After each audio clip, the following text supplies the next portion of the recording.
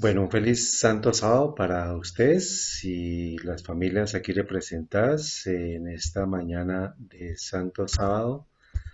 Vamos a continuar nuestro estudio de la gran controversia entre Cristo y Satanás, el sello de Dios o la marca de la bestia. Este es un estudio familiar, parte 3. Hoy es agosto 6 del 2022. Vamos a hacer una pequeña oración antes de comenzar.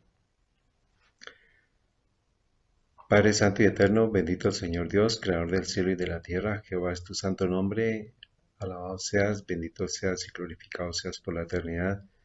Imploramos que nos acompañes en esta hora, que sea tu Santo Espíritu dirigiéndonos nuestra mente para pensar, obrar, decir conforme a tu palabra. Perdona nuestros pecados, perdona nuestras ofensas. Imploramos el verdadero arrepentimiento, la verdadera confesión, la verdadera conversión. Y te suplicamos por cada uno de nosotros, los que estamos aquí reunidos y las familias aquí representadas, al igual que todas las familias que estén en algún momento tomando alguna decisión para vida eterna, suplicamos que les bendigas y ayúdanos a cada uno de nosotros a tomar una decisión adecuada, basado en tu palabra, basado en un escrito está. Imploramos que nos dirijas en este importante estudio, ayúdanos a que podamos tener discernimiento. Imploramos tu dirección y tu compañía en el nombre de Cristo Jesús y por la unción del Espíritu Santo. Amén. Amén. Bueno, muy bien. Vamos a hacer un pequeño repaso de lo que vimos las semanas anteriores. La semana hicimos los dos primeros estudios. La profecía nos habla que estamos ante la gran controversia, el sello de Dios o la marca de la bestia, y tenemos que estar estudiando, repasando Apocalipsis 12 al 14, o sea, los capítulos 12, 13 y 14, porque es la culminación del último evento profético antes del derramamiento de las plagas, antes de la caída de Babilonia.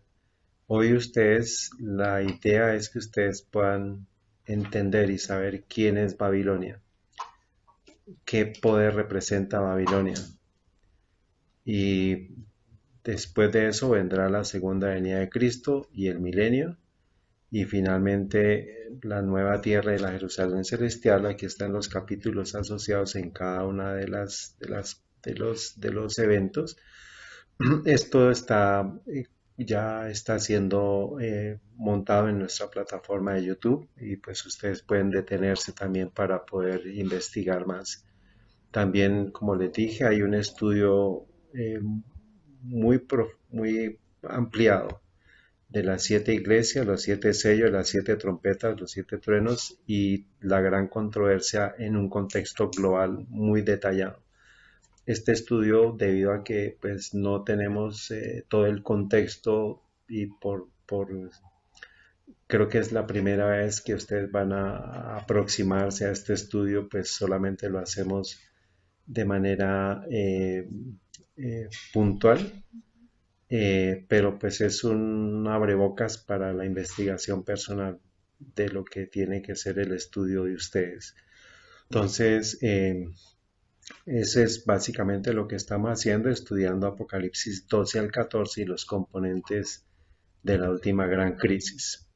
La semana pasada, la semana anterior, estuvimos viendo cómo desde el tiempo del Edén se establecen dos simientes, ¿se acuerdan?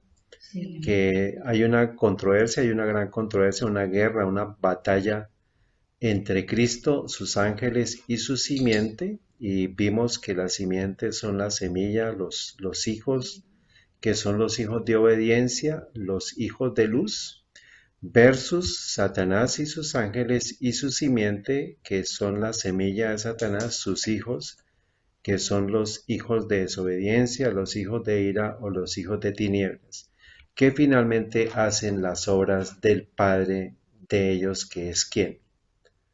Satanás. Entonces, ese es básicamente lo que estuvimos estudiando y concluimos basados en los textos proféticos de Apocalipsis y de toda la Biblia que la obediencia a los mandamientos de Dios es un acto de adoración a Dios. Ahora, lo contrario, la desobediencia a los mandamientos de Dios finalmente es un acto de adoración a Satanás, porque hay un conflicto entre los dos. Entonces, tomamos una decisión por un bando o por el otro, porque hay un conflicto.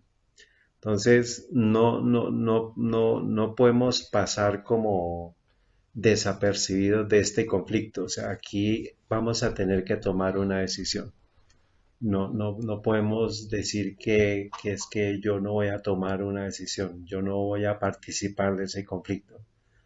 Entonces, es importante que entendamos eso, que debo tomar una decisión por un bando o por el otro. No existe una sola persona que pueda pasar neutral, que pueda decir, no, yo no quiero participar, sino vamos a tener que hacerlo. Y lo importante es tomar una decisión adecuada basados en la Biblia. No podemos tomar decisiones ni por emoción ni por desconocimiento, porque pues también el hecho de que uno desconozca de algo no significa que va a pasar, eh, no va a asumir consecuencias, ¿sí? Por ejemplo, lo que hablábamos de un semáforo, ¿no? Si yo paso un semáforo en rojo y hay un policía de tránsito, él, por más que yo crea o diga que yo no sabía, pues hay una ley que pues es la ley que tiene que cumplirse. Entonces eso fue lo que vimos con eso. Entonces, y vimos que cuál va a ser la característica, digamos, vimos cómo identificar a qué bando pertenece uno o el otro, lo encontramos en Apocalipsis 12:17. El dragón, que es Satanás, se va a enfurecer contra la mujer, que ahorita vamos a ver por la tarde los textos que nos hablan que la mujer es la iglesia de él, y se fue a hacer guerra contra el remanente de la simiente. Vimos que el remanente de la simiente es algo, un residuo, que queda algo muy poquito, muy poco, así como en el tiempo de Noé el remanente de la simiente fue ¿quién? Pues Noé, porque pues él y su casa se salvaron, el único con su familia. Ese es un remanente de la simiente, o sea, muy pequeño. Y ya después viene el diluvio y otra vez se puebla la tierra y otra vez estamos en el punto en el cual, así como en los tiempos de Noé, así va a ser la venida de él. Entonces va a haber un pequeño grupo que va a permanecer fiel a lo que dice, los cuales guardan los mandamientos de Dios y tienen el testimonio de Jesucristo. En este estudio solamente nos vamos a enfocar a lo que son los mandamientos de Dios. Vamos a ver más adelante lo que significa el testimonio de Jesucristo, que tiene que ver con la vida de Cristo, con lo que Él era, con el carácter de Él. Bueno, pero estamos profundizando la señal visible de Dios relacionada con los mandamientos de Dios. Y vimos que los mandamientos son una señal entre el pueblo de Dios y Él. Y dentro de ese mandamiento sabíamos y dijimos que en la ley de Dios está el sello o la marca de Dios. Y lo vimos. ¿Y cuál es esa señal? ¿Cuál es ese sello? Muy bien. Entonces vimos también las características de lo que significa un sello, que es el nombre, el título, el territorio. Estudiamos los textos que están en Éxodo y los otros textos que mencionamos de Isaías, de Ezequiel, que nos hablan del sello de Dios como el sábado como el sello de Dios, como la señal característica, ¿no? Que es visible, ¿sí? Digamos, yo puedo visibilizar eso pues con lo que yo hago en sábado o no hago en sábado. Y pues en el corazón de la ley está el sello, así como una ley humana tiene el sello de la autoridad que lo emite, de igual forma la misma ley tiene el sello de la autoridad que emite esa ley, que es Dios. Y está en el cuarto mandamiento, que es Éxodo 20 del 8 al 11, que habla del sábado, que es el séptimo día, no el primero, ni el quinto, ni el cuarto, ni el sexto, sino el séptimo día. Y esa es la autoridad de Dios. El día, el orden del día no tiene relevancia. Sí tiene relevancia porque Dios lo da.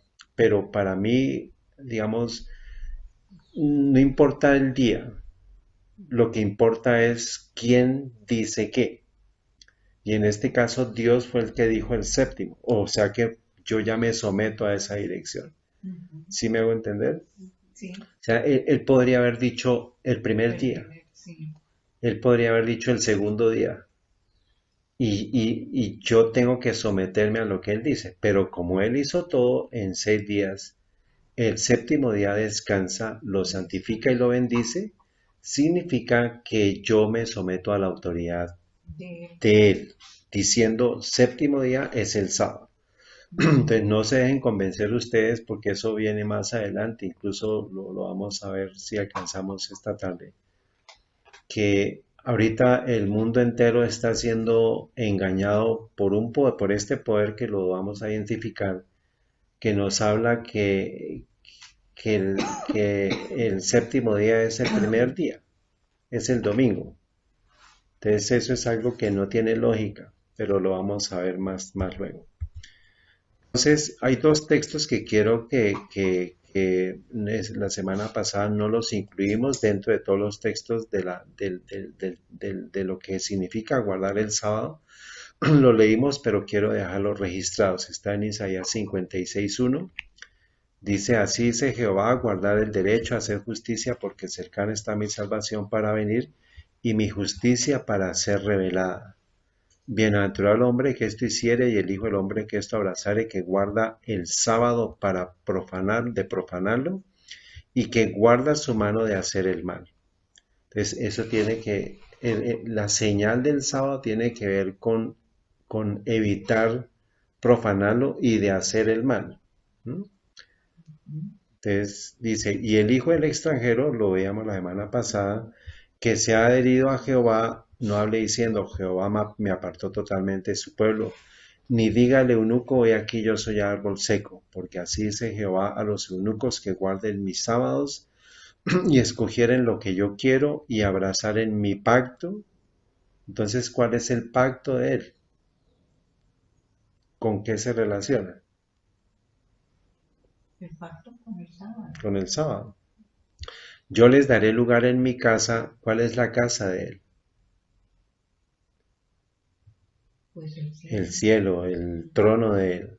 Y dentro de mis muros, allá hay un santuario celestial, en el cielo hay un santuario celestial.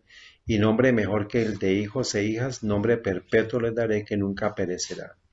Y a los hijos de los extranjeros, nosotros en este caso somos extranjeros, porque esta promesa fue dada para Israel, pero nosotros aceptando la promesa de nuestro Señor Jesús, somos herederos de la promesa de Él y nos hacemos hijos de Él. ¿Mm?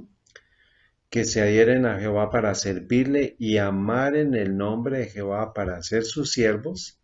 Aquí es que nosotros nos hacemos esclavos voluntarios de Él porque nos sometemos a la voluntad de Él. A todos los que guardaren el sábado de profanarlo y abrazaren mi pacto, vuelve otra vez a repetir eso, yo los llevaré a mi santo monte y haré que se regocijen en mi casa de oración. Sus holocaustos y sus sacrificios serán aceptos sobre mi altar, porque mi casa, casa de oración, será llamada para todos los pueblos. E Isaías 58:13 dice, si retrajeres del sábado tu pie, de hacer tu voluntad en mi día santo, y al sábado llamares delicia, santo, glorioso Jehová, y lo honrares no andando en tus propios caminos, ni buscando tu voluntad, ni hablando tus propias palabras. Entonces te deleitarás en Jehová y yo te haré subir sobre las alturas de la tierra y te haré a comer la heredad de Jacob tu padre, porque la boca de Jehová lo ha hablado. Esta es una promesa de Dios para su pueblo. Nos dice que debemos, no que debemos, sino que nosotros consideremos al sábado delicia, santo, glorioso de Jehová, honrándolo, porque honrando, santificando, dando, diciendo el sábado una delicia, finalmente a quién estamos adorando, glorificando. A Dios que es el creador, a Jesús que es el dador de la ley. Bueno, entonces eso es parte de lo que tenemos que tener en cuenta. O sea, esto no es por obligación, sino es por fe, por obediencia, que yo le entrego a él el sábado, el tiempo del sábado. Entonces ahí tenemos que tener en cuenta mucho el pensamiento, las palabras, las acciones. Lo que hagamos en sábado, eso vale y es muy importante para Dios. Entonces eso es parte del pacto que hagamos nosotros de aceptarlo, de alabarlo, de glorificarlo, de no andar en nuestra voluntad. Y pues tenemos 6 días para preparar todo, para hacer todas las labores, para hacer todas las Todas las transacciones tareas, sí. económicas, todas las transacciones comerciales. Pero hay un día en el cual tenemos que desconectarnos. Eso es parte de lo que puede sonar un poco complicado. Sin embargo, ahí está la promesa.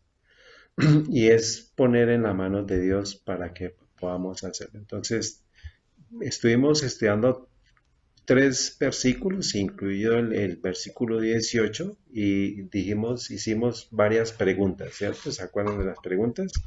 Estas son las preguntas que formulamos. Por cuestión de tiempo solamente dijimos que íbamos a profundizar en dos. ¿Qué y quién es la bestia y qué es la marca? Ujú. Eso es lo que vamos a continuar en esta mañana. Y también el versículo 17 y 18 también están las preguntas, que es probable que alcancemos a responder parte de estas preguntas también. Bueno, pero esto es un abrebocas del estudio personal que ustedes tienen que hacer. Ustedes tienen que validar la información que van a ver acá. ¿Mm? Muy bien, también vimos que en el contexto de la historia de la humanidad, Satanás se ha encargado de reproducir en sus hijos la falsa adoración y ha tenido que ver la, con la idolatría de las naciones. Este culto a la naturaleza siempre y en todas partes se ha centrado en el sol. Vamos a ver que en el tiempo tenemos evidencias muy cercanas a lo que fue Roma pagana y ahí es donde unimos la historia antigua con la historia presente, con la historia reciente, no presente sino reciente, donde están registradas cosas que tienen que ver con la adoración pagana en, al sol, en el día que fue nombrado como el día del sol, pero todo deriva de la adoración idolátrica desde Babilonia antigua. ¿Mm? Entonces, cada una de las culturas antiguas grandes, los poderes que aparecen en la Biblia y en el mundo entero, la historia de Babilonia, la historia de Egipto, la historia de Fenicia y Canaán, los asirios, ¿se acuerdan? Ustedes han escuchado hablar de los asirios, Siria, Moab, Medo-Persia, India, Frigia, Grecia, Roma, todo estaba paganizado en función de la adoración al sol y era un culto a la naturaleza. Entonces hay que tener mucho cuidado porque justo en este tiempo, a través ¿han escuchado hablar del cambio climático? Sí. Esa es la nueva fachada de la adoración a la naturaleza, porque estamos llegando a un punto en el cual nos han vendido una idea de una afectación a la naturaleza y lo han hecho a propósito, pero detrás de eso finalmente vamos a ver la conexión con la marca de la bestia. Entonces mucha gente ni siquiera lo sabe, pero por eso tenemos que estar avisados. Y vimos pues los símbolos que se manejaban, la adoración solar tiene que ver con símbolos del sol, ¿no? Siempre asociado con el sol, con la serpiente. Esta es la familia de Isis, Horus y Set, en el antiguo Egipto, en el cual se adoraba a estas figuras como dioses, como deidades. Entonces, pues todo eso tiene una simbología de adoración al sol. Entonces, ustedes ven el conjunto de la serpiente y los discos solares asociados a la adoración pagana idolátrica solar. Y vamos a ver la conexión que tiene con lo opuesto al sello de Dios. Dios quiere que nosotros le rindamos tributo a través de su palabra, lo que Él ha explicado, lo que Él ha dicho, pero Satanás pues se ha encargado de falsificar todo para que finalmente nosotros también, pues desafortunadamente estemos desubicados, nos perdamos. Veamos sobre las imágenes de lo que dice, por ejemplo, Isaías 18, 17, 17 dice, en aquel día mirará el hombre a su hacedor y sus ojos contemplarán al Santo de Israel. Y no mirará a los altares que hicieron sus manos, ni mirará a los que hicieron sus dedos, ni a las arboledas de acera, ni a las imágenes del sol. Entonces, cuando una persona mira un objeto creado y lo mira a nivel de reverencia, ¿contra qué mandamiento está yendo? ¿Se acuerdan de los mandamientos? Que hay uno que habla y que dice de Que no no hacerse Imágenes. imágenes, ajenas. porque finalmente el hacer una imagen significa que es un acto de ¿qué? De adoración. Entonces, el acto de mirar tiene que ver con qué. Y del sol, pues recuerden que son todas las simbologías. Cuando ustedes vean un sol en lugares de adoración, ¿qué tiene que ya darles a entender? Que hay un culto ¿qué? Pagano. ¿Centrado en qué? En el En sol, el sol. ¿sí? Que no es de Dios. Es cuando ustedes entren a un sitio donde vean soles, rayos de luz, todo asociado con soles, sepan que hay un culto de adoración pagana detrás. ¿Lo han visto recientemente o lo han visto en qué lugares han visto eso? Ay, no sé. Yo la verdad no. Bueno, desde hoy se van Sí, a la dar verdad cuenta. no se me ha dado cuenta. Si Desde uno va hoy, a la iglesia católica, ¿cuál es el sol ahí? bueno, Pues entonces, sí. por ejemplo, algo que se levanta y todo el mundo se La postra. copa. Y todo el mundo se No, postra. ¿cómo es que? La copa y qué más. Y cuando levantan y dicen, Sí, ay, ¿cómo es que se llama eso? Que sí, sí, y que se lo dan para que lo de la hostia, o la sea, hostia, y que cómo pero, es. pero la hostia,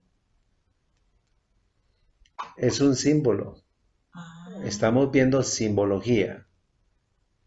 Y por eso ustedes ven, por ejemplo, en los vitrales, en las cabezas de las personas, de las imágenes, sí ¿qué hay hay? destellos De sol. Eso de sol, finalmente es una de luz, adoración sí, solar. sí, Entonces, esos son parte de los símbolos que podemos nosotros ver que Dios no se puede representar en algo físico, porque Él es un ser espiritual. Él quiere que lo adoremos espiritualmente. Y esto viene desde de milenios, viene de siglos, y se ha transmitido a nuestra generación a través de un culto pagano, a través de algo pagano. Entonces, lo importante es que sepamos por qué o por qué no se hacen las cosas y preguntemos por qué, ¿sí? O sea, que no pasemos enteros, sino tenemos que masticar las cosas. claro, sí, Entonces, mirar o es símbolo de qué? adorar, De adoración, ¿sí? Miramos al creador o miramos a lo creado. Eso es lo que nos está diciendo Isaías 17:7. Mira al hombre, mira al hacedor, está diciendo, y sus ojos contemplemos al Santo de Israel. ¿Cómo podemos mirar a Dios? ¿Cómo podemos contemplarlo? Si no hay cosas físicas que lo puedan sí, que uno lo mostrar, pueda ver, ¿no? entonces, ¿cómo lo podemos hacer? Sí, espiritualmente, ¿Y por medio de qué? oración, De la oración y por eso es que es importante cuando nosotros oremos, pues cerramos los ojos para no distraernos con cosas físicas, sino que al interior nuestro, en nuestra mente, podamos nosotros tratar de postrarnos ante Dios sin hacer una sin hacer imagen imágenes, de nada, ni siquiera en la mente. Porque Dios es un Dios celoso, Él no quiere que nosotros, entonces si yo tengo una imagen de algo que represente supuestamente algo celestial, la estoy mirando y finalmente termino ¿qué? Sí, adorando eso. Adorándola. Por eso dice, no miraremos a los altares que hicieron sus manos. Entonces, ¿qué pasa cuando una persona va a un altar de imágenes? Sí, adorar. Está adorando. Ujú. Entonces la gente dice, ah, no, que es una representación, nosotros no adoramos eso. Pero es que el mandamiento dice no lo haga. Porque cuando usted mire, y ¿cuál es la posición que normalmente vemos de personas que están ante una imagen? Sí, de arrodillarse Y mirando hacia dónde? Hacia arriba. Hacia la imagen, Ujú. ¿cierto? Sí. Eso lo hemos recibido por tradición, por costumbre. Ujú. Pero es el momento que tenemos que despertarnos a eso porque el tiempo se está cortando. Y Dios quiere que nosotros, con todo el conocimiento, con toda la información, tomemos decisiones adecuadas. Esto es bíblico, por eso estamos dejando todos los textos. Entonces, por ejemplo, cuando encontramos arboledas, tiene que ver con huertas, grutas, alamedas, plantaciones, gradas. Por ejemplo, gradas en donde encontramos que tienen que llegar a lugares altos, Las escaleras de... que van a donde, por ejemplo, Monserrate. y allá hay un santuario Sí. Pues y sí. se adoran imágenes y se dan imágenes. Entonces, todo eso son simbologías de adoraciones idolátricas paganas antiguas. Bueno, ustedes hoy en esta presentación van a confrontarse mucho con muchas cosas. Claro. Pero es la verdad, o sea, es parte de lo que tenemos que hablar. O sea, esto no se trata de hablar mal de nadie, sino de mostrar las evidencias que están en la Biblia. Sí, Y entender. tanto es que los hebreos, ellos que estuvieron 400 años en Egipto, Moisés se demoró 40 días allá recibiendo las tablas de la ley y no aguantaron. Y volvieron otra vez a adorar un becerro de fundición. Y Aarón les dice, miren, aquí están sus dioses que los sacaron de Egipto. Y resulta que él estaba pues cometiendo un error porque Moisés oró por Aarón. Aarón no falleció con una matanza que hubo porque Dios les dijo, bueno, aquí no se puede tolerar eso porque es delicado. O sea, el tema de la adoración a Dios hay que hacerlo como Él pide que nosotros lo hagamos. Entonces, esos símbolos que ellos vieron en Egipto, apenas les construyeron el becerro, ¿qué hicieron? Miraron.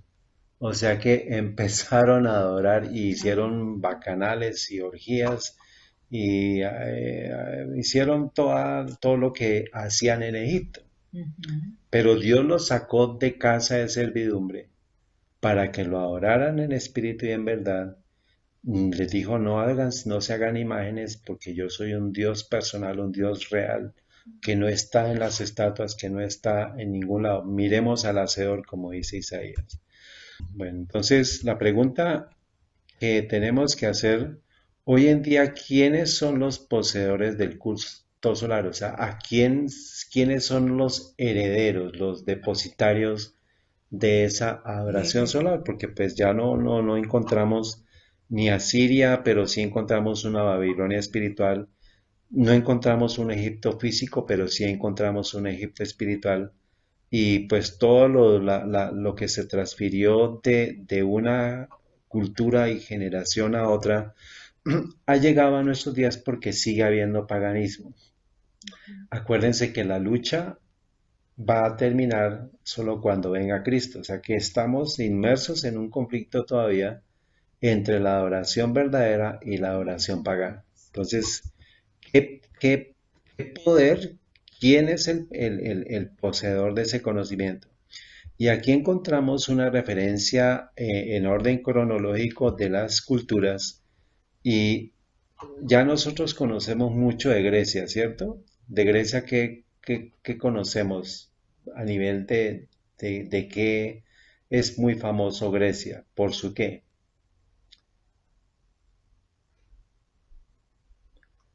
Por ejemplo, en nuestros colegios, ¿qué nos enseñaron? Ah, A leer qué?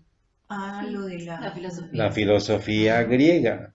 que Platón, Sócrates, Parece. todos esos pensadores, la filosofía que se transmitió es que usted es divino, usted se puede superar a sí mismo, usted es Dios finalmente.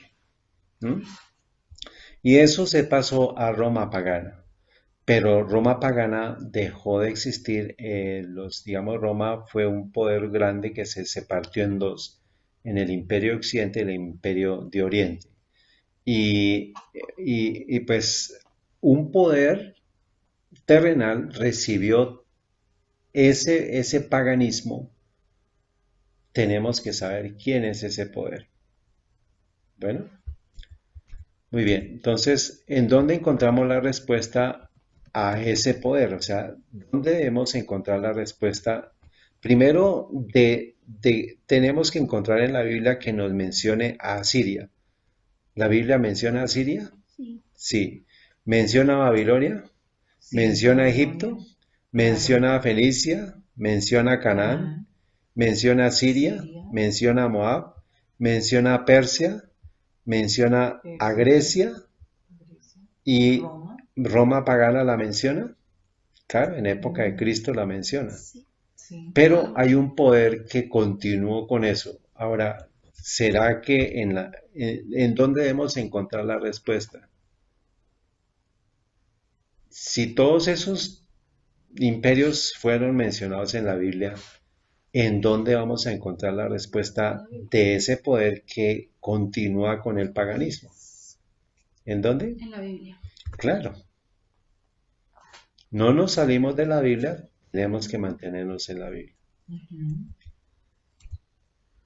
Bueno, entonces, la era del oscurantismo, ¿cuál fue? ¿Qué entienden, qué recuerdan ustedes o qué saben de la era del oscurantismo? No, la verdad yo no me acuerdo No. mucho. Bueno, hay que repasar la historia.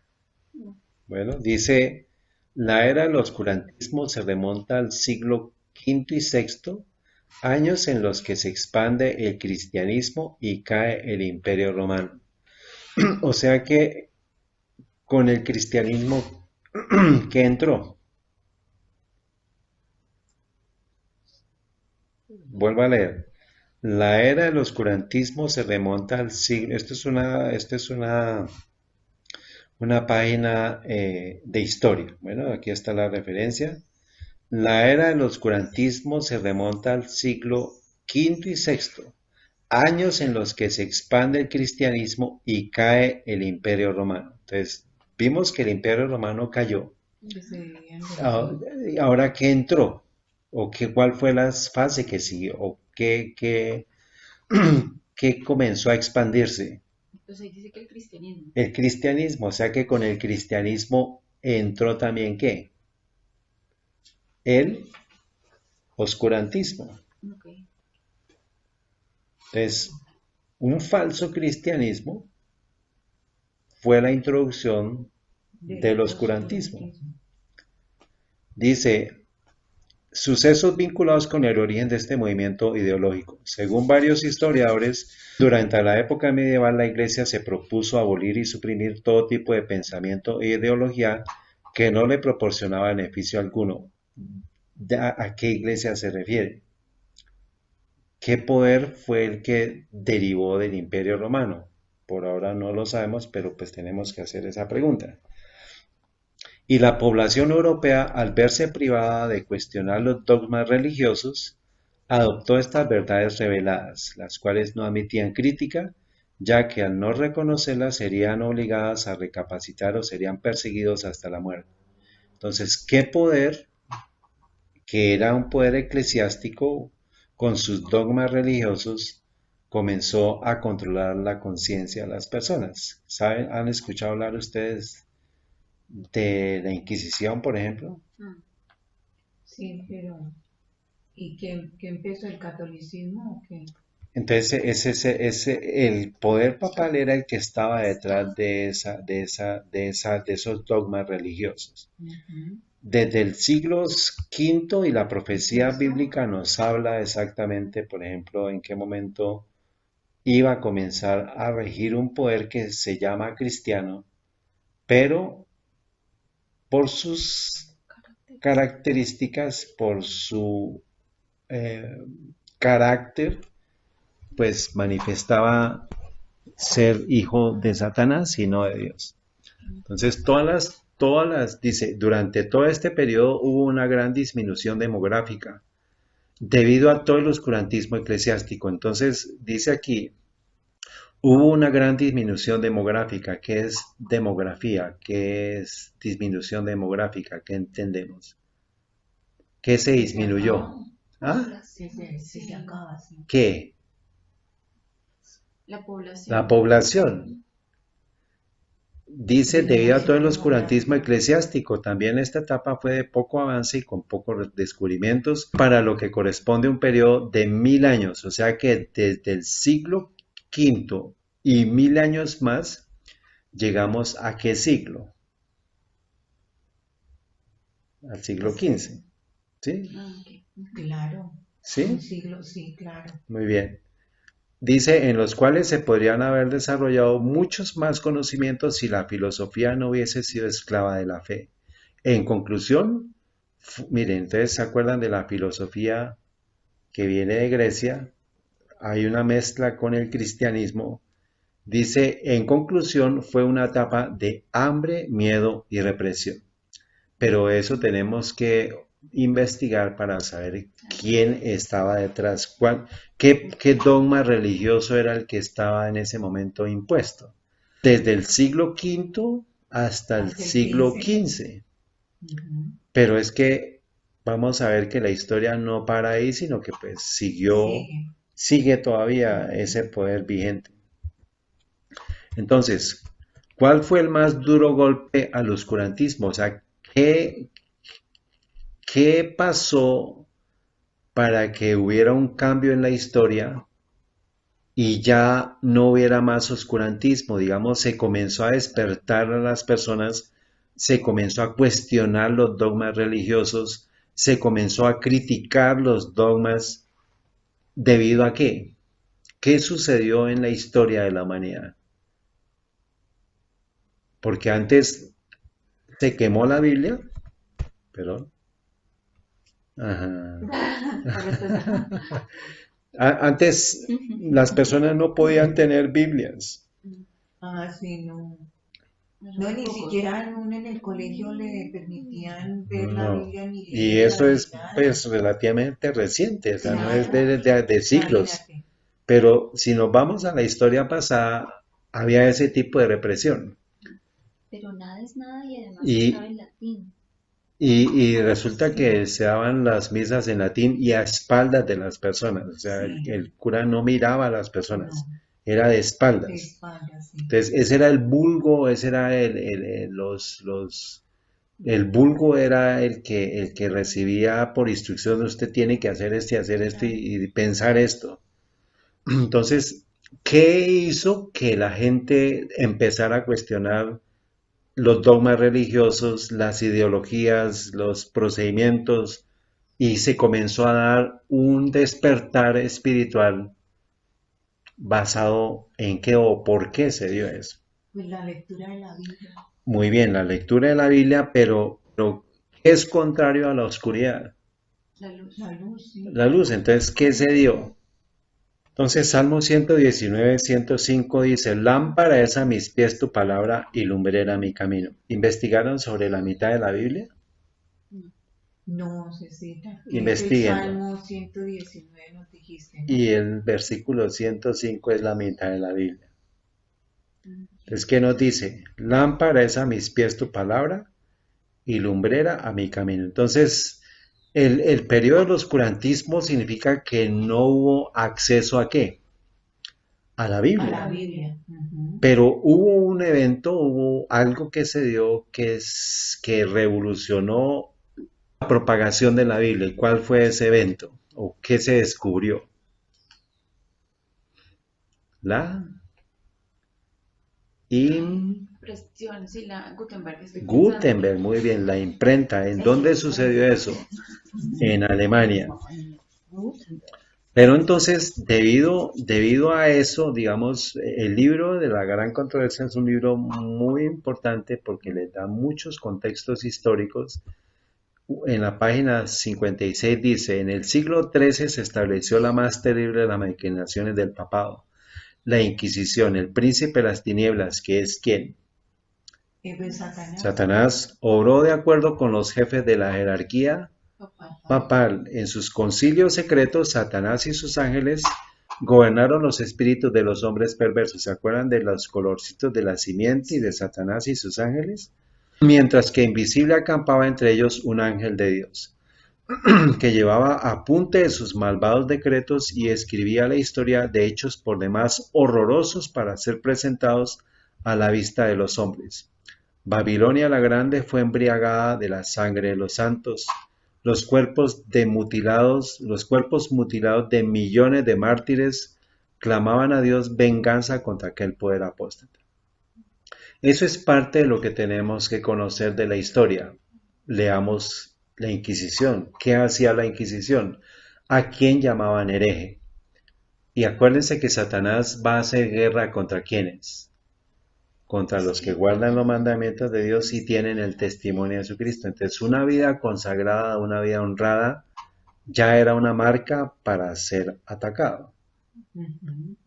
Y ha habido tantas muertes, millones de personas mutiladas, para que hubiera una Biblia, que cuando se dio la imprenta, se abrió de nuevo los portales de la luz y la gente comenzó a estudiar y se dieron cuenta que el poder opresor era finalmente Babilonia la Grande.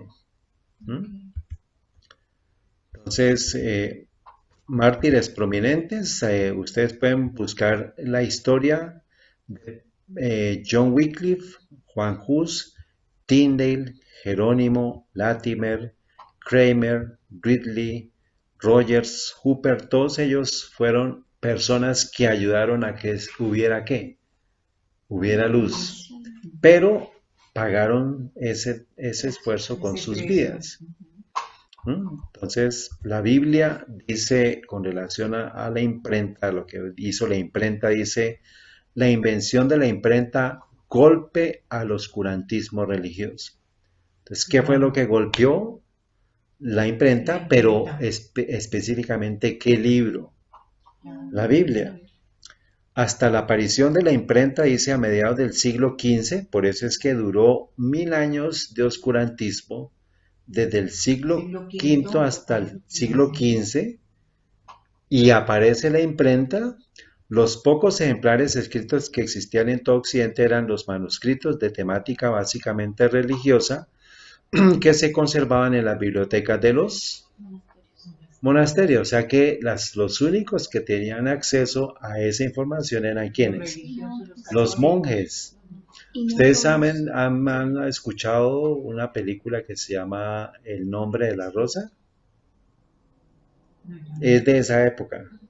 El nombre de la rosa se llama, es un documento que tiene que ver con la Inquisición y véanlo desde el punto de vista, digamos, crítico, ¿no? De que miren la historia.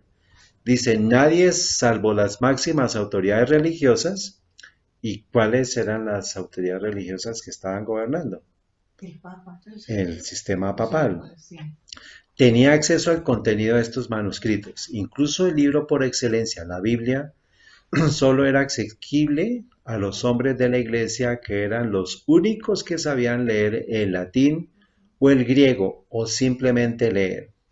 Así la plebe y letrada no podía conocer de estos textos sagrados salvo por lo que los curas les leían en latín y les explicaban en las misas y actos religiosos a los que asistían por obligación. Y eso lo alcanzamos a percibir nosotros. Claro. ¿Cierto? Sí, sí, sí. De que nuestros papás nos decían o va. Sí, sí, sí. El acceso a la cultura, y eso es parte del carácter de ese poder, ¿sí? La obligación. El acceso a la cultura está completamente restringido. Los libros prohibidos estaban al alcance de unos pocos encargados de criticar y censurar. Entonces, los que comenzaron a investigar tuvieron acceso a esos escritos de la Biblia, comenzaron a darse cuenta de la verdad. Sí. ¿Mm? Dice, la mayoría del clero solamente tenía acceso a los comentarios posteriores sobre los manuscritos mutilados, o sea que todo se basaba era en tradición, o que una persona decía esto sobre un texto bíblico, pero no tenían la fuente, no tenían el texto original. Solamente la contundencia inquisitorial, hablando de la Inquisición, permite entender tanta sumisión.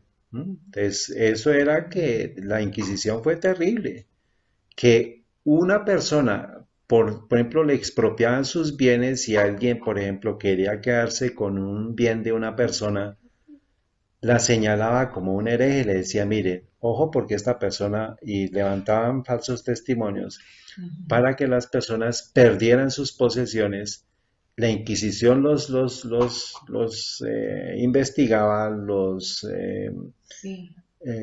los ¿cómo se dice? Eh, les infringía penas y los Encarcelado. encarcelaba, los torturaban, Ay, torturaban. Los torturaban a que confesaran lo que no podían confesar, pero eran solamente con la sospecha, ya la Inquisición se encargaba de expropiarles todo. Y eso desafortunadamente se va a volver a repetir, porque la historia del oscurantismo estamos entrando en esa fase otra vez.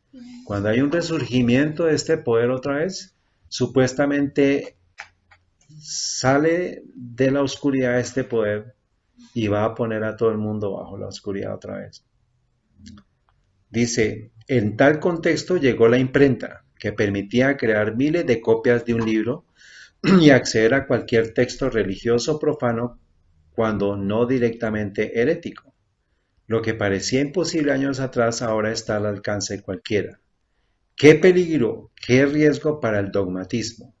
Una persona lee e interpreta libremente. Adiós al control del pensamiento, a la sumisión, a la obediencia ciega, al monopolio sobre el pensamiento. Entonces, viene la imprenta, viene la Biblia, viene la capacidad de poder leer directamente y pues eso ya dio la opción que las personas claro. decidieran Sí. libremente, creo o no creo, pienso o no pienso igual. Y eso fue lo que dio el surgimiento de la, de la reforma. O sea, la reforma fue la que empezó a enseñar la Biblia porque ya la Biblia estaba expuesta a todo el mundo. Entonces, los primeros reformadores, Hus, Jerónimo, Wycliffe, Knox, Tyndale, después vienen Lutero, Melanchthon, Calvino, Zwinglio, Federico III. En ese libro de la gran controversia ustedes encuentran toda esa historia que es muy fascinante, muy linda. Este señor Hus y Jerónimo son los de Praga, ¿no? Sí, señora. Allá estuvieron ellos y ellos fueron quemados por la Inquisición en el Concilio de Constanza en el año de 1419, si no estoy mal, en esa época fue. Martica, pero la historia que cuentan allá en Praga, generalmente que lo hacen para los turistas, es un poco... Entonces se ha vendido una historia que no es la verdadera. Por eso hay que ir a fuentes de la protesta, de la reforma, para saber qué hicieron. Ese libro de la gran controversia presenta una historia muy fidedigna de lo que pasó con ellos y con lo que viene.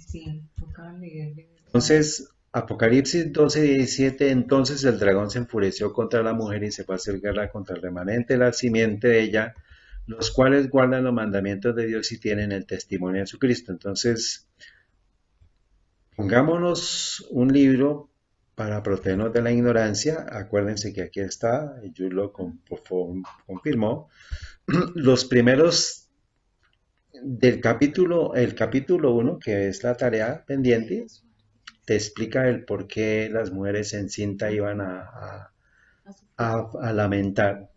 Desde el capítulo 2 es después de Cristo lo que fueron los apóstoles y lo que tuvieron que padecer las persecuciones después de la destrucción de Jerusalén.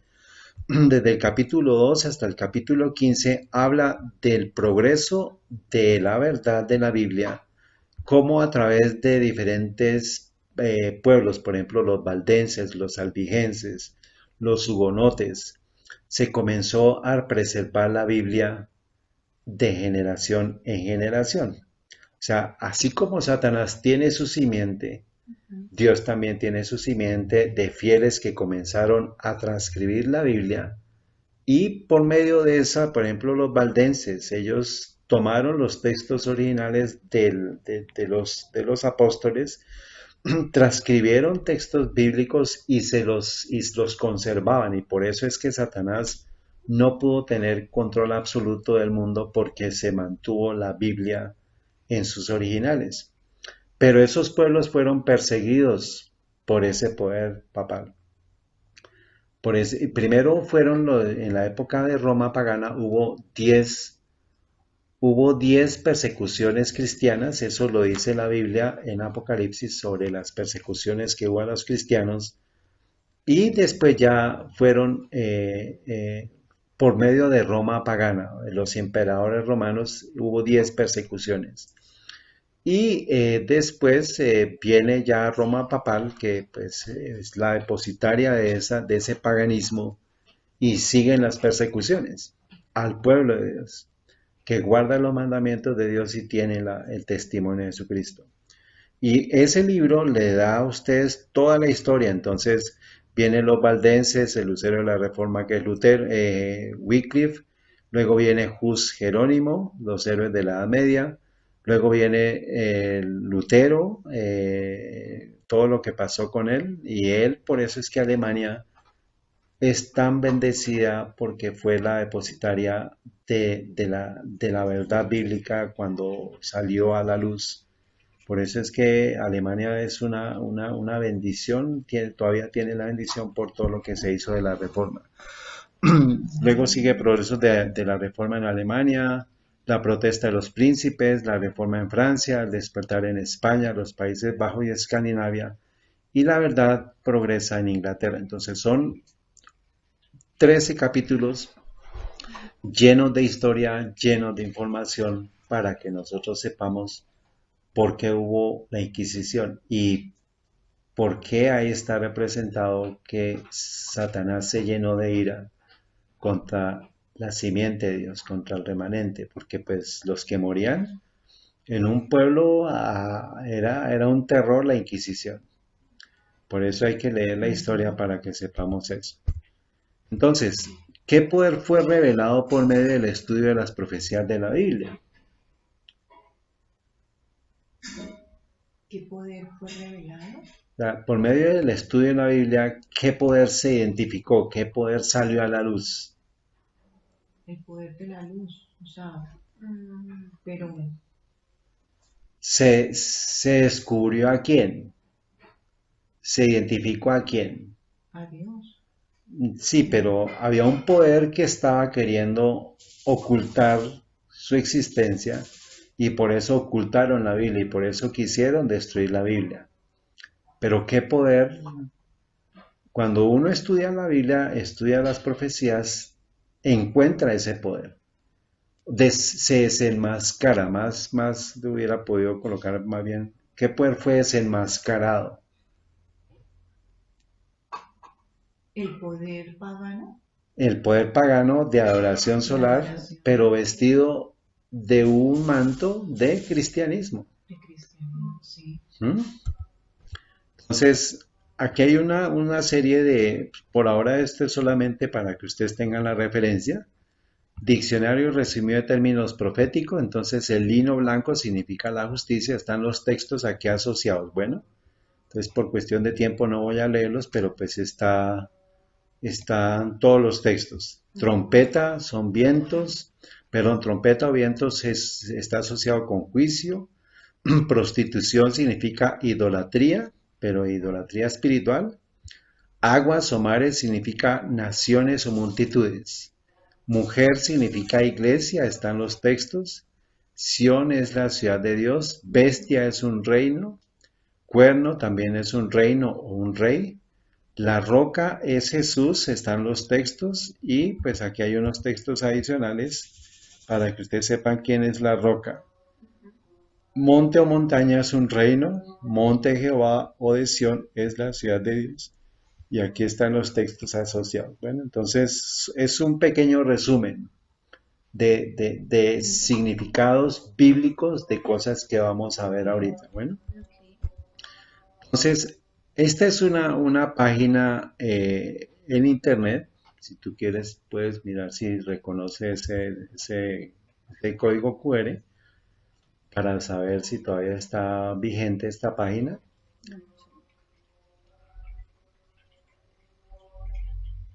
Y es una página que es de la Iglesia Luterana, que pues es la depositaria de la Reforma de Lutero. Entonces, espera, vamos a ver la prueba si de pronto la reconoce, ¿sí? O mira la cara, mirar si puedes encontrar. Sí. Listo, abre la página y vas a ver, me vas a decir si encontramos lo mismo acá.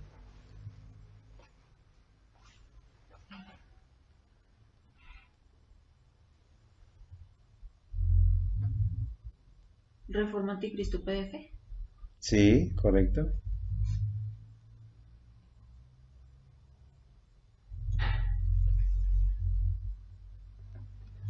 Sí, me estás cargando. Déjame ver. Si no abrir como la página, sino... Aquí, la primera. Sí. Está Es que cargando. lo estaba descargando. Entonces ahí vamos a mirar que ahí dice,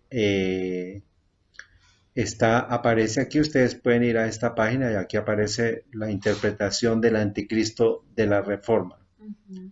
Bueno, entonces esto es, por eso les digo, se llama Iglesia Luterana Redentiva, la Iglesia Luterana Sínodo de Missouri, es la página oficial de ellos, y aquí dice interpretaciones de los reformadores de quién es el anticristo, a quién identificaron los reformadores como el anticristo. Y dice antes de la reforma, durante la reforma y después de la reforma. Por ahora solamente vamos a tomar las interpretaciones antes, durante y después de la reforma, solamente vamos a considerar a Lutero. Pero ustedes van a ver aquí que todos asociaban, vamos a ampliar un poquito la parte de Martín Lutero, que fue más o menos para el año de 1522, que dice sobre quién es el anticristo. Entonces, el anticristo vamos a mirar, anticristo, y al frente, ¿qué dice? Papa.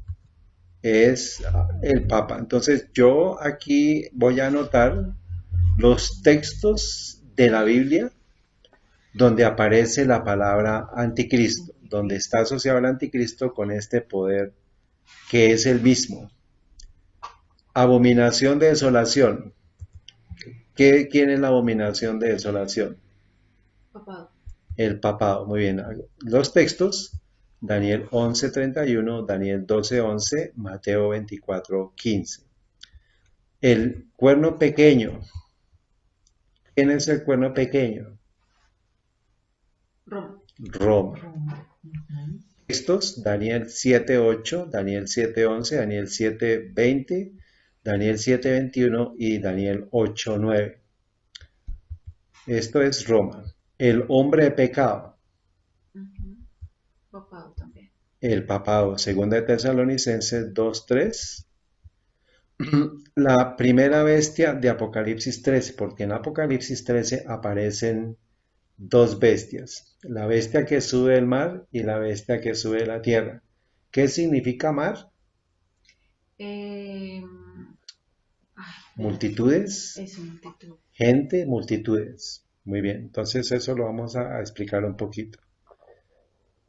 Muy bien, la primera bestia que sube el mar, ¿quién es? El papado. El papado. Apocalipsis 13 del 1 al 10. La ramera de Apocalipsis 17. ¿Quién es? También el Papá. papá. El sistema papal. Los textos bíblicos, Apocalipsis 17, 1, del 15 al 16, Apocalipsis 19, 2, es el papado. Esto es lo que pensaban los reformadores. Y si ven ustedes la lista que va acá, todo eso Todos tienen el papado. tenían al sistema papal. Pero el nombre Martin Luther es quien lo piensa. Sí, Ah, ok. aquí están los nombres, ahí tú puedes ver el listado. Ok. Sí, acá está. Y tú pues tienes que hacer la investigación de los escritos de él, en qué momento llegaron a esas Y las conclusiones. referencias en la Biblia. Las referencias están de lo que O sea, estos, Ellos hicieron todos una estos investigación. textos bíblicos sí son adicionados míos para de lo que ellos estudiaron. Sí, claro. Más claro. información, correcto. Sí, a lo que voy es como Martín Lutero, digamos, buscó en la Biblia las referencias del anticristo. Tú Y hiciste por medio de la investigación historia, dónde fue eso, y por medio de la historia y de las evidencias históricas del papado y lo que él vio porque él estuvo en Roma, Claro, él se dio cuenta claro. que era No, el y la sistema tenía ahí papal. cerquita, o sea, ellos Tenían de toda la primera mano información ahí. tuvieron, sí. Y ellos vieron todo lo de la Inquisición, porque la Inquisición También. la vivieron ellos. Y él recibió persecución por parte del sistema papal. ¿Mm? Claro. Sí. Muy bien, ahora Apocalipsis 17 de Babilonia de Apocalipsis 17. ¿Quién es? Papá. Y ahí están los textos bíblicos, Apocalipsis 14, 8, Apocalipsis 16, 19, Apocalipsis 17, 5, Apocalipsis 18, 2, 10 y 21.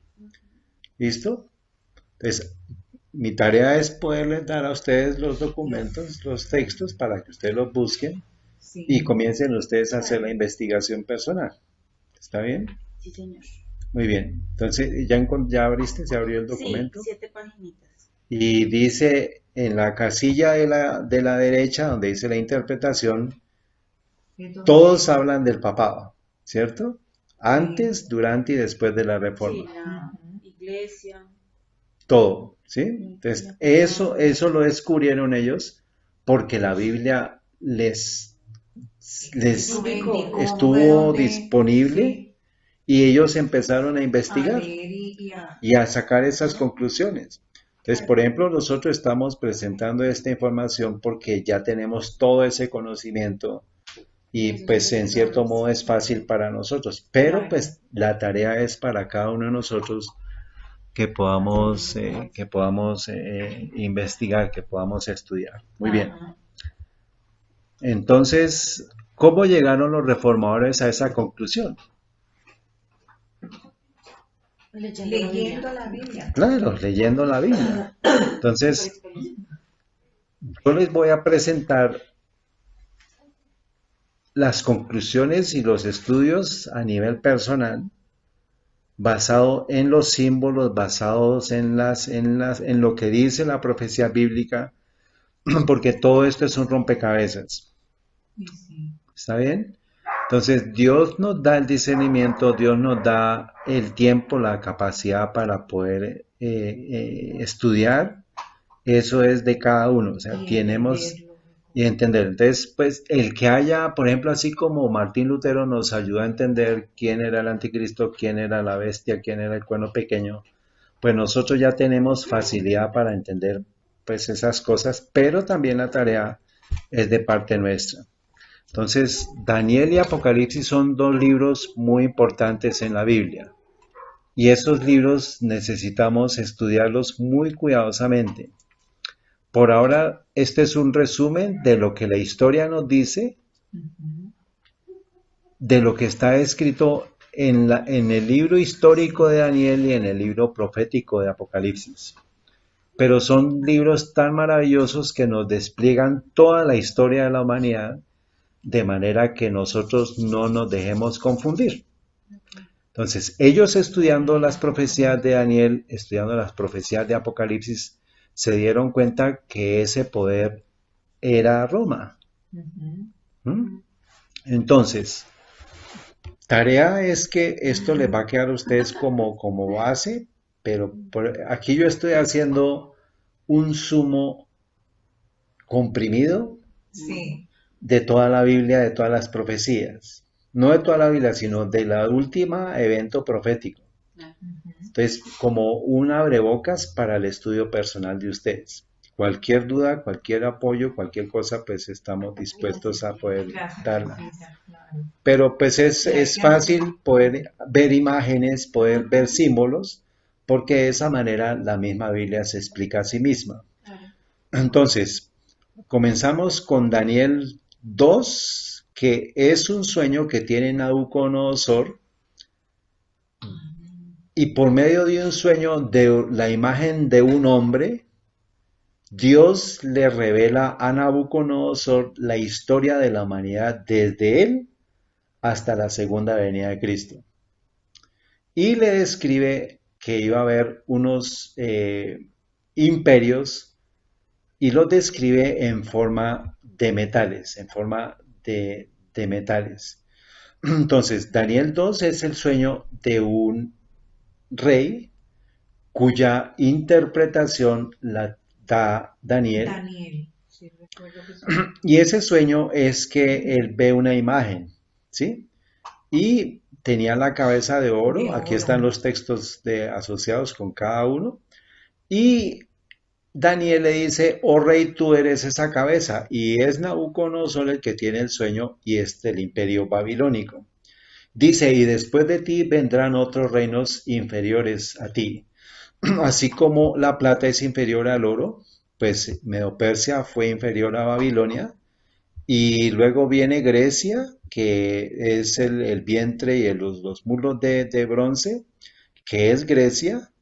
Luego viene las piernas de hierro, que es Roma pagana. Aquí están las fechas de lo que la historia nos dice de cada uno de los imperios. Y luego dice de la división de los pies de hierro y barro, pues es Roma religiosa. Eso es lo que ellos vieron. Los reformadores basados en la historia vieron eso. Ahora, Daniel 7 es un sueño que tiene Daniel y ya representa son animales. Para Babilonia se representa el león, para Medo-Persia se representa el oso, para Grecia se representa un leopardo y aparece una bestia terrible que tiene dientes de hierro, así como Roma pagana tenía las piernas de hierro, esta bestia terrible tiene dientes de hierro. Entonces, Daniel es un rompecabezas que se va armando poco a poco. Ustedes primero estudian Daniel 2, luego van a entender Daniel 3, Daniel 4, Daniel 5, Daniel 6, y luego eso les va a dar la base para estudiar y entender Daniel 7. Pero todo es en símbolos. ¿Mm? Y Daniel 8 incluso menciona al carnero como Medo-Persia, y Daniel está en la época de Babilonia, y Medo-Persia aparece 100 años después. Y también menciona, por ejemplo, a Grecia, dice así textualmente en el macho cabrío, en Daniel 8, del 5 al 8 y del 21 al 22 menciona a Grecia. Y Daniel está en el año 600 y Grecia aparece en el año 300, o sea, 3 siglos después aparece Grecia y no se conocía Grecia en ese momento. Entonces, eso es como un complemento y Daniel 8 me habla del cuerno pequeño. Daniel 7 me habla del cuerno pequeño también. Entonces, eso es una clave, por ejemplo, de identificar del por qué los reformadores pudieron identificar a Roma como el cuerno pequeño, por las características que dice la profecía sobre ese poder. ¿Está bien? Luego viene Daniel 10:11, esto ya pues es algo un poco más elaborado, un poco más complicado, pero quiero recordar aquí que Daniel y Apocalipsis, Daniel es el espejo de Apocalipsis en el Nuevo Testamento. Pues por eso es que la interpretación no es nuestra, la interpretación es de la misma Biblia. Por medio de la historia vamos a poder identificar quién es el anticristo, quién es la bestia que sube del mar, quién es la gran ramera, quién es el cuerno pequeño y quién es el hijo de perdición. Bueno, y esto lo que les digo no es a nivel personal, sino es simplemente la historia, son las evidencias.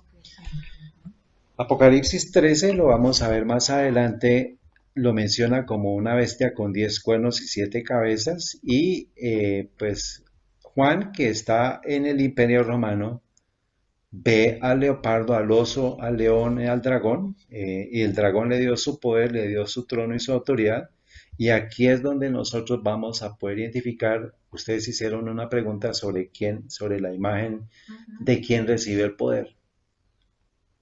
¿De quién? Pues aquí lo está diciendo, el dragón Sí. le dio su poder y su trono y su grande autoridad, que en sentido primario es Satanás, pero también tiene que ver con Roma pagana, que le dio su asiento a Roma papal. O sea, Roma papal son las cenizas del Imperio Romano, pero renovado en el cristianismo, pero debajo está el paganismo de adoración solar. Muy bien. Entonces, Daniel también tiene un chiasma profético en el cual vemos Daniel 7 y la visión del cuerno pequeño, que lo vamos a solamente para referencia.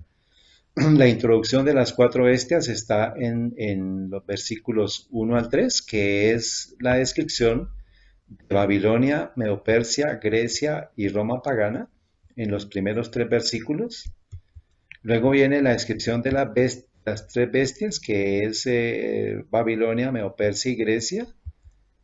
Luego, en el versículo 7 aparece la descripción de la 4ª bestia, que es Roma pagana. Luego viene la descripción del cuerno pequeño, que es el versículo 8. Y el cuerno pequeño, pues, lo podemos comparar con Daniel 2, que es la mezcla del hierro y el barro. Y también Daniel 8. Bueno, entonces ahí menciona el cuerno pequeño. Y aparece una escena de un juicio celestial del versículo 9 al 10. O sea que en medio del poder papal se comenzó un juicio. Eso es parte de lo que pues tenemos que también más adelante estudiar. En el versículo 11, la parte A, está la destrucción del cuerno pequeño. Entonces, así como en el versículo 8 aparece la descripción del cuerno pequeño, el espejo aparece la destrucción del cuerno pequeño, el versículo 11a, y ahora en el versículo 11b aparece la destrucción de la 4ª bestia, porque en el versículo 7 aparece la descripción de la 4ª bestia. Ese es como un espejo, ¿sí? Ahora, ¿qué debe aparecer más adelante? ¿La destrucción de qué? De las 3 bestias. De las 3 bestias, el versículo 12. Y finalmente, la destrucción total. Entonces, el triunfo glorioso aparece en los versículos 13 y 14. Después de que se hace el juicio, se da la destrucción del cuerno pequeño, se da la destrucción de la 4ª bestia, se da la destrucción de las 3 bestias. Aparece lo que va a suceder, el triunfo glorioso. Perdón. Y ese es finalmente. Entonces, Daniel 7, ellos los reformadores se hicieron la pregunta, pero ¿quién es ese cuerno pequeño? Claro. Porque es muy inquietante lo que dice sobre ese cuerno pequeño. Pero pues por medio del estudio de la Biblia, pues ellos llegaron a esa conclusión. Entonces, como sabemos que los reformadores identificaron al sistema papal como el cuerno pequeño, pues la misma Biblia nos tiene que decir atributos del cuerno pequeño.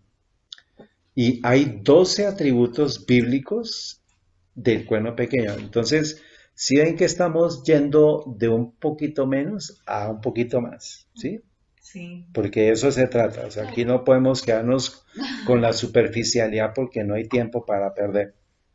Sino tenemos que profundizar. Entonces, como sabemos que el cuerno pequeño es la clave, por ejemplo, que identificaron los reformadores, y el cuerno pequeño hay mucha información que manifiesta el carácter de ese poder, tenemos que ir a la Biblia para poder identificar esos atributos para que yo y ustedes, o todos y yo, podamos llegar certeramente a la conclusión que el cuerno pequeño es ¿quién? El sistema papal. Bueno, entonces hay 12 atributos del cuerno pequeño. Primero, se levanta la cuarta bestia, que es Roma. Se levanta entre los 10 cuernos. Y cada uno de estos está asociado con un texto bíblico. Por ahora no vamos a entrar a mirar porque es mucha información. Ujú. Pero por ahora vamos a ver dos. Y eso lo vamos a ver esta tarde. O sea, no se pueden ir. Tercero, se levanta después de los 10 cuernos, que es, o sea, salen de la cabeza, luego son de origen romano. Es diferente y mayor que los otros cuernos. El cuerno pequeño también es romano. Arranca y destruye a 3 reinos. O sea, todo esto tenía que haberlo cumplido el cuerno pequeño. Daniel está profetizando más o menos 1000 años antes de que eso suceda. Porque el cuerno pequeño, o sea, Roma aparece en el año, o sea, como poder, como entidad papal, aparece en el siglo V, que fue cuando comenzó qué época, El oscurantismo. el oscurantismo. ¿Mm? Entonces, aparece en esa época, o sea que él profetiza en el 600 antes de Cristo. Y este poder aparece en el 538 después de Cristo, o sea, son 1138 años antes de que apareciera. Así como profetizó a Medo-Persia, profetizó a Babilonia, profetizó a Medo-Persia, profetizó a Grecia, profetizó a Roma pagana, también profetizó a este poder. ¿Y ustedes habían escuchado hablar sobre el cuerno pequeño en la Biblia? No, no recuerdo. No, yo tampoco. Eso es parte de la información que está oculta. Oculta, claro. ¿Mm? Arranca o destruye a 3 reinos. La historia nos dice qué reinos fueron. Tiene ojos como de hombre y boca de hombre que habla palabras contra el Altísimo. La guerra contra los santos. Reinará por un periodo de tiempo y exactamente ese periodo de tiempo se cumplió y las profecías nos lo dicen. Empezará a cambiar los tiempos y la ley. Devorará toda la tierra. Este poder existirá hasta la segunda venida de Cristo.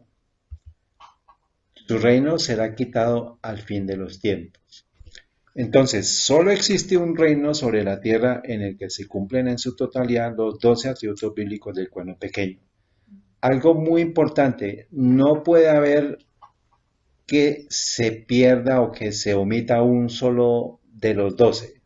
Tiene que cumplirlos todos Claro, para que sea el cuerno pequeño. claro. ¿Y cómo es eso posible? Resulta que es imposible que Dios, o sea, un hombre no puede calcular un evento con una precisión tan Exacto. puntual 1000 años antes que suceda si no es inspirado por quién. Por Dios. Entonces, Dios que conoce el presente, que conoce el pasado, el futuro, le reveló a Daniel esas características. Y en la profecía bíblica encontramos cosas en Daniel, encontramos cosas en Jeremías, encontramos cosas en Isaías que ayudan a que la pieza del rompecabezas que se coloque no pueda ser una sino la que es. O sea, no puede haber equivocaciones Claro. en el armado del rompecabezas. Por ejemplo, en un rompecabezas hay fichas repetidas, Sí. Sí. a menos A que, veces sí. pero Sí, pues no está pero bien, no es un existe. diseño. Sí, digamos, Sí, tiene sí, que, sí. una pieza tiene que, así sea de pronto que se repita en la forma, pero el color es diferente, ¿sí? Entonces no hay manera. De igual manera, no hay manera de poder perdernos si nosotros tenemos todas las evidencias bíblicas para identificar este poder. Eso es lo que estudiaban los reformadores. A ese nivel de intensidad y de profundidad se llegaba con los estudios. Claro. Entonces, solamente para efecto de nuestro estudio, para poder identificar la marca de la bestia y la bestia, Claro. solamente vamos a tomar dos. El número 9, que pensará cambiar los tiempos y la ley, y el número 6 tiene ojos como de hombre y boca de hombre que habla palabras contra el Altísimo.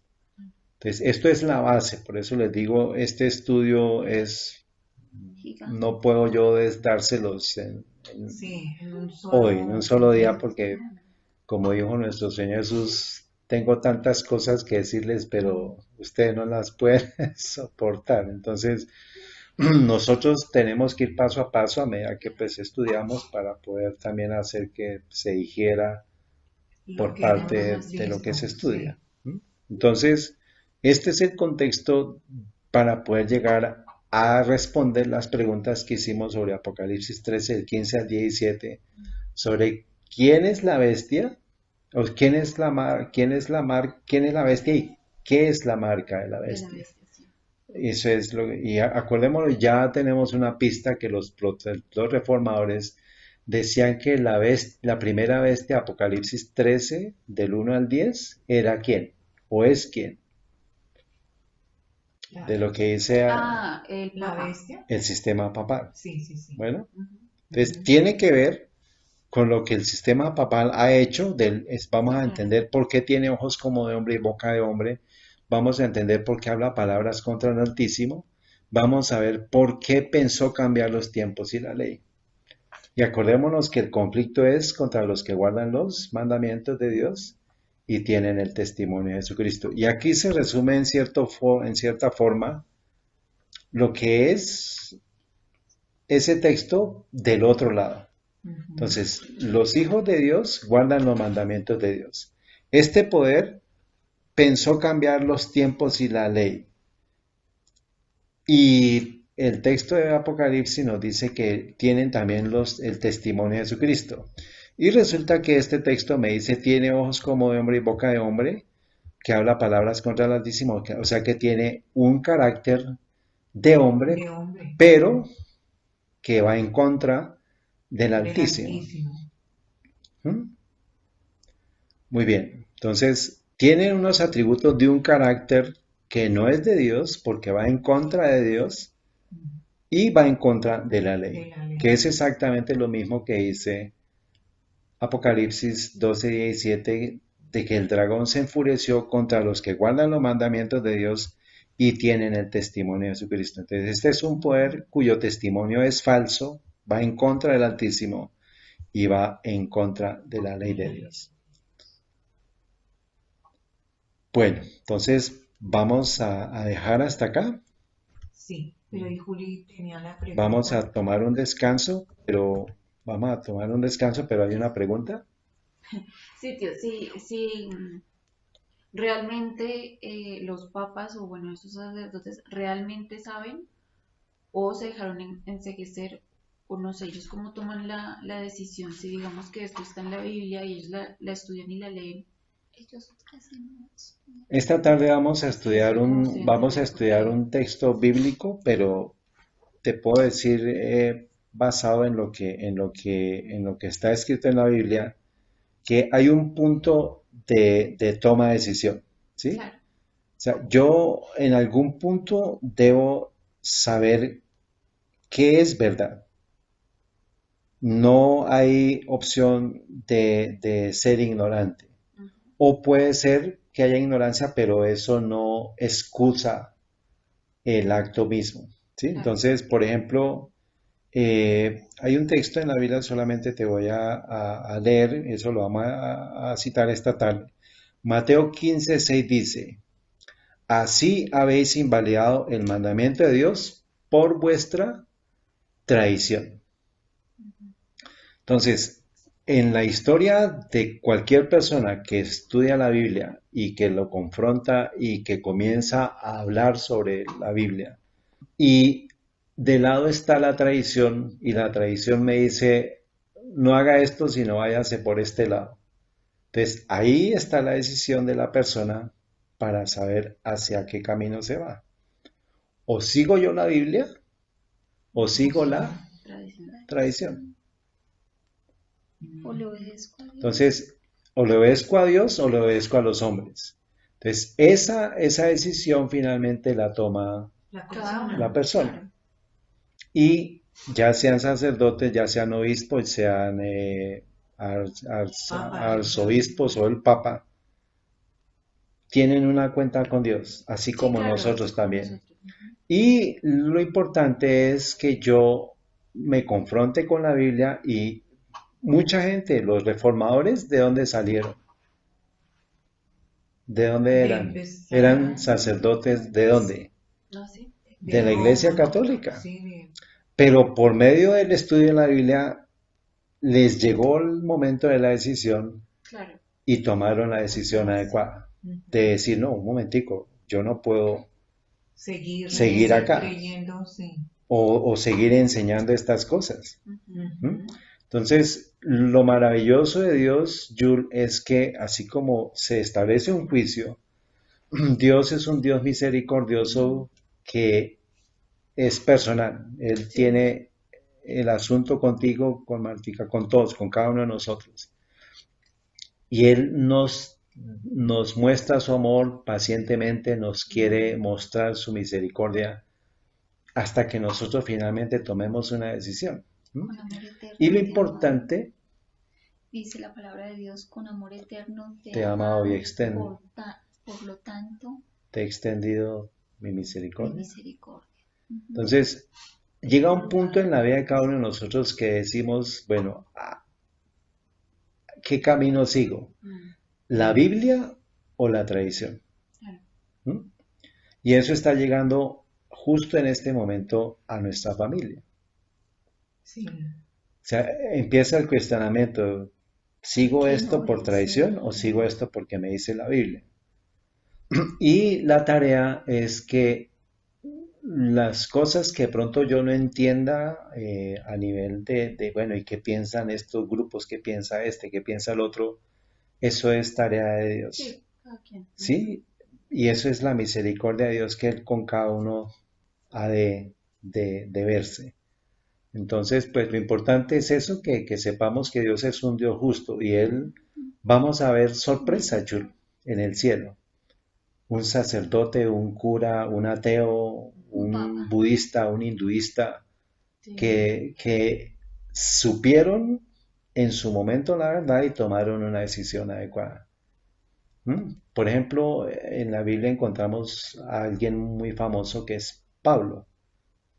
Pablo Sí. se va a encontrar con Esteban. Esteban.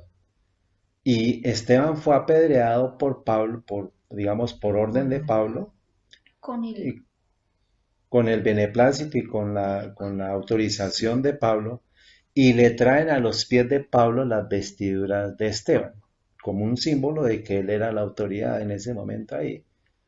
Él da el aval de la muerte de Esteban.